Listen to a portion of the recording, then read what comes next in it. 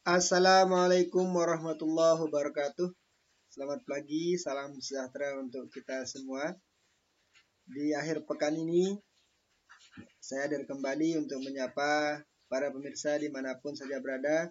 Meskipun kondisi sangat ini sedang di luar sana sedang hujan besar, dan itu saya yakin akan membuat kita untuk lebih nyaman berada di rumah, ya.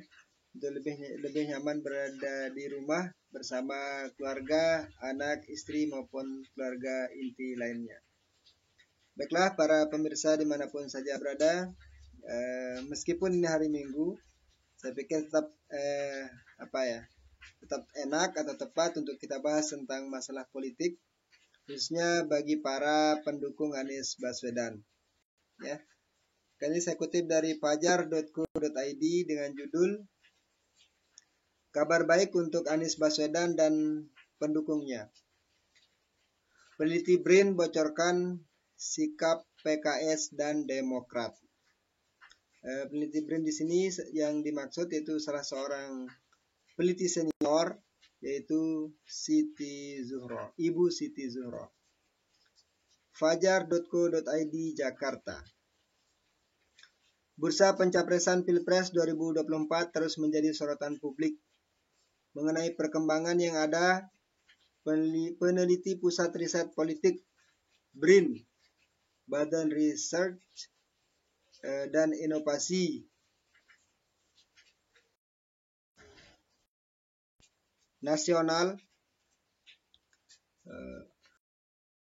Siti Zuhro menilai PKS, Partai Demokrat, dan Nasdem bakal solid mendukung Anies Baswedan sebagai capres untuk Pilpres 2024.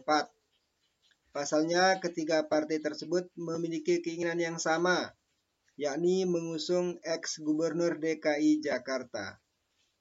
Sebab Demokrat sama PKS itu yang saya tahu cuma menginginkan Anies. Jadi sebetulnya yang mengikat itu calon presidennya, yaitu Anies Baswedan. Ucap dia dalam acara kedai kopi di Akmani Hotel Jakarta Pusat.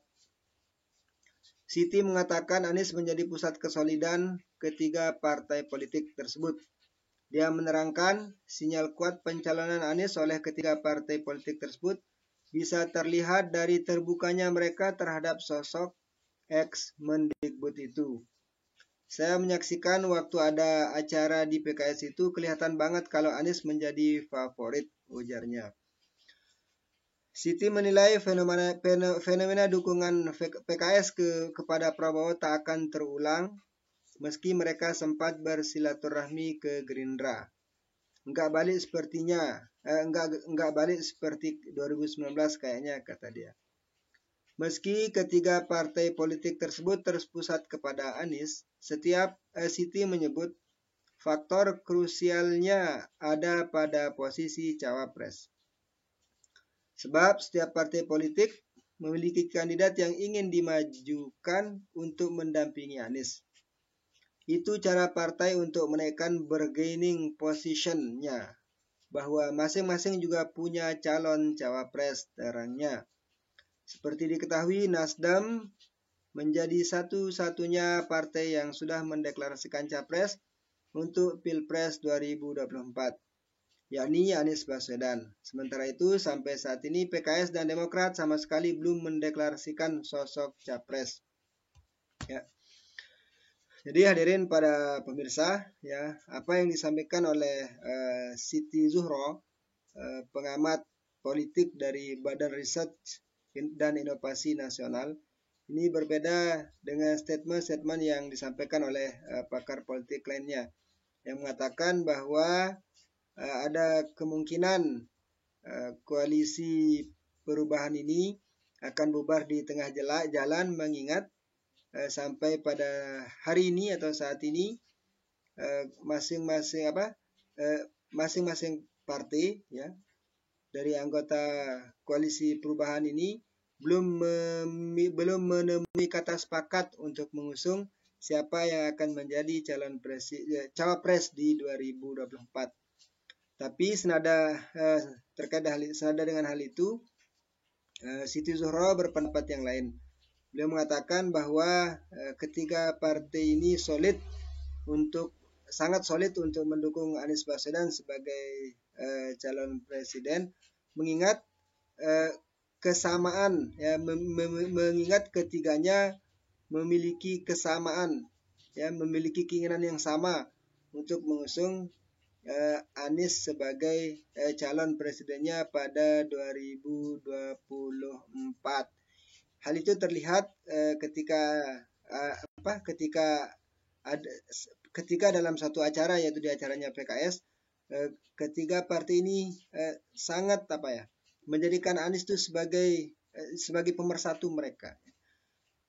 Agak sulit kemungkinan misalnya agak berisiko misalnya PKS akan meninggalkan Anies Baswedan, mengingat persepsi yang terbangun di tengah publik yaitu PKS bersama Anies Baswedan, dan di samping itu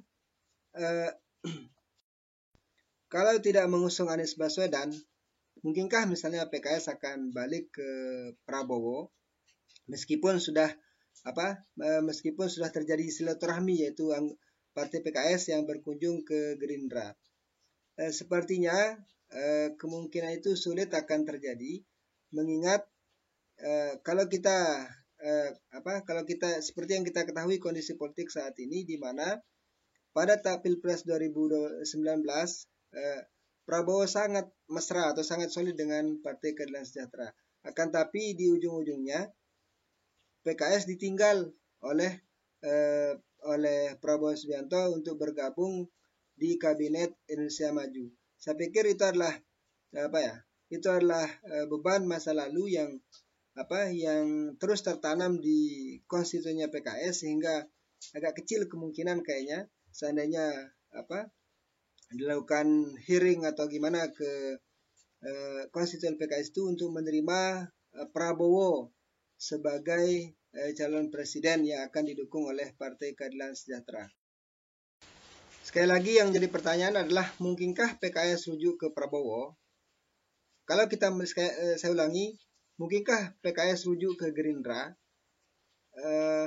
Melihat fakta politik pada hari ini, ketika hal tersebut dikonfirmasi ke Prabowo ya dalam suatu acara,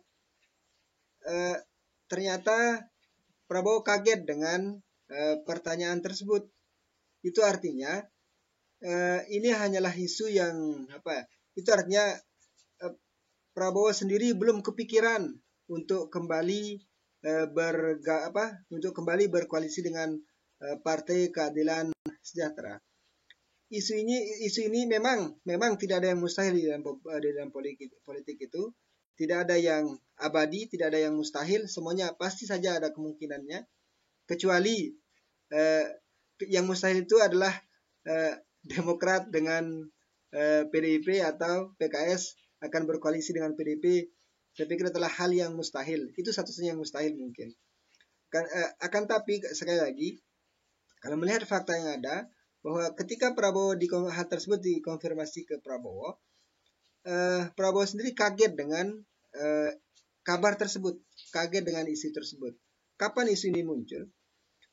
Isu ini muncul yaitu dari pernyataan salah seorang politikus Partai Gerindra, yaitu Fadlizon, yang mengatakan bahwa ada harapan atau ada peluang PKS itu untuk berkoalisi kembali dengan Partai Keadilan Sejahtera. Hal itu terjadi pernah dibahas oleh Fadlizon dengan salah seorang petinggi PKS, yaitu Abu Bakar Al-Habsyi, yang sempat membahas tentang koalisi Prabowo PKS dengan Partai Gerindra. Itu artinya isu ini hanya masih dibahas di kalangan bawah, belum sampai ke pimpinan tertinggi dari Partai Gerindra itu sendiri. Maka dari itu saya sepakat dengan yang disampaikan oleh Siti Zuhro, bahwa enggak mungkin kayaknya di Pilpres kali ini PKS akan rujuk kembali dengan Gerindra. Pertanyaan selanjutnya adalah Demokrat. Apakah mungkin Demokrat akan berkoalisi dengan Prabowo atau mencari koalisi yang lain, misalnya bergabung ke KIB. Sepertinya itu akan sulit terjadi, mengingat sejauh ini belum ada pembicaraan yang serius terkait kemungkinan tersebut terjadi. Misalnya AHY akan berkomunikasi dengan Prabowo Subianto atau akan berkoalisi dengan koalisi Indonesia Bersatu. Karena kenapa? Karena Demokrat dengan KIB itu tidak memiliki hubungan yang terlalu bagus. Mengapa? Karena kita ketahui bersama KIB itu merupakan koalisi yang dibentuk oleh pemerintah. Ya, sementara sejauh ini sementara sejauh ini Prabowo bertindak selaku oposisi bagi pemerintah, sering melontarkan pernyataan-pernyataan atau statement-statement yang mengkritisi kebijakan pemerintah. Pernah dalam satu kesempatan AHY, Ketua Umum Partai Demokrat, menyinggung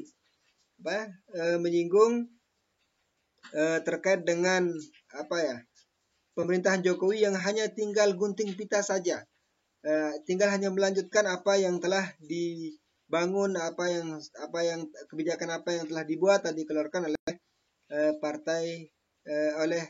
Partai Demokrat ketika berkuasa selama 10 tahun dari 2004 sampai dengan 2014.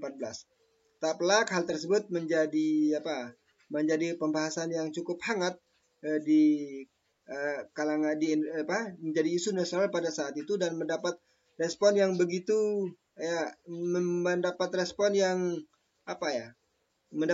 sangat luar biasa oleh partai pendukung pemerintah pada hari ini. Di samping itu, Demokrat sering menjadi, atau tokoh-tokoh dari Partai Demokrat sering menjadi pembela ketika Anies Baswedan mendapatkan kritikan dari lawan-lawan politiknya. Tidak hanya Anies Baswedan, akan tapi tokoh-tokoh dari Partai Keadilan Sejahtera juga melakukan hal yang sama, seperti yang dilakukan oleh Mardhani Alisera misalnya, ketika mengomentari akan serangan-serangan yang dilakukan oleh Anies Baswedan kepada Anies Baswedan. Maka dari itu saya pikir waktu deklarasi Anies Baswedan oleh Koalisi Indonesia Raya hanya tinggal menunggu waktu saja. Meskipun dinamika siapa yang akan menjadi cawapresnya itu masih menjadi pembahasan yang sangat alot, dan kita tunggu saja kira-kira siapa tokoh yang akan menjadi pendamping Anies pada Pilpres 2024. Ini yang bisa saya sampaikan. Lebih kurangnya saya mohon maaf. Sekian, Assalamualaikum warahmatullahi wabarakatuh.